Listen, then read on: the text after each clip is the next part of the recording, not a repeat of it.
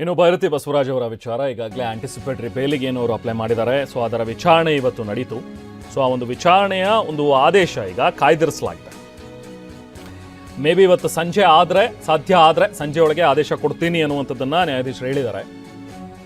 ಒಟ್ಟಲ್ಲಿ ನಿರೀಕ್ಷಣಾ ಜಾಮೀನು ಸಂಬಂಧ ಆದೇಶವನ್ನು ಈಗ ಕೋರ್ಟ್ ಕಾಯ್ದಿರಿಸಿದೆ. ಯಾವುದೇ ಕ್ಷಣದಲ್ಲಿ ಬೇಕಾದರೂ ಇವತ್ತು ಜಡ್ಜ್ಮೆಂಟ್ ಆಗಬಹುದು ಅಥವಾ ಅದನ್ನು ಮತ್ತೆ ಡೇಟ್ ಏನಾದರೂ ಕೊಟ್ಟು ಮುಂದೂಡಲೂಬಹುದು. ಅದು ನ್ಯಾಯಾಧೀಶರಿಗೆ ಬಿಟ್ಟಂಥ ವಿಚಾರ. ಇನ್ನೇನು ಕೆಲವೇ ಹೊತ್ತಿನಲ್ಲೂ ಬಹುಶಃ ಜಡ್ಜ್ಮೆಂಟ್ ಬರುವಂಥ ಸಾಧ್ಯತೆಗಳಿವೆ. ಒಟ್ಟಿನಲ್ಲಿ ಕ್ಷಣಕ್ಕೂ ಈಗ ಭೈರತಿ ಬಸವರಾಜ್ ಅವರಿಗೆ ಟೆನ್ಷನ್ ಅಂತೂ ಜಾಸ್ತಿ ಇದೆ.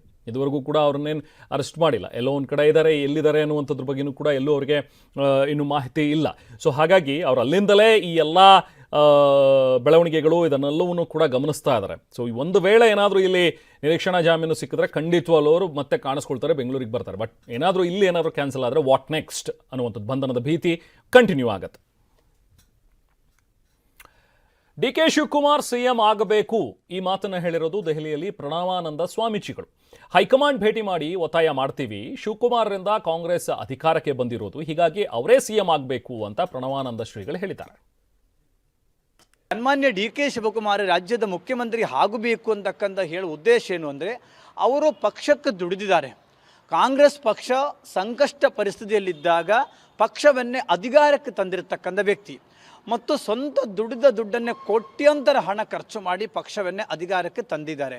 135 ಸೀಟು ಬರೋಕ್ಕೆ ಕಾರಣ ಯಾರೋ ಇಬ್ಬರು ವ್ಯಕ್ತಿ ಅಲ್ಲ, ಅದರಲ್ಲಿ ಡಿ ಕೆ ಶಿವಕುಮಾರ ಪಾಲು ಮುಕ್ಕಾಲು ಭಾಗ ಇದೆ. ಸಂಘಟನೆಗೊಂದು ಸೆಟಪ್ಪನ್ನು ತಂದು ಕೊಟ್ಟಿದ್ದಾರೆ ಮತ್ತು ಸೋನಿಯಾ ಗಾಂಧಿಯವರು ಅವತ್ತಿನ ದಿನಗಳಲ್ಲಿ ಅವ್ರಿಗನ್ನೇ ಮಾತು ಕೊಟ್ಟಿದ್ದಾರೆ. ಅಷ್ಟೇ ಅಲ್ಲ, ಅವರ ಮೇಲೆ ನಂಬಿಕೆ ಇಟ್ಟಿದ್ದಾರೆ.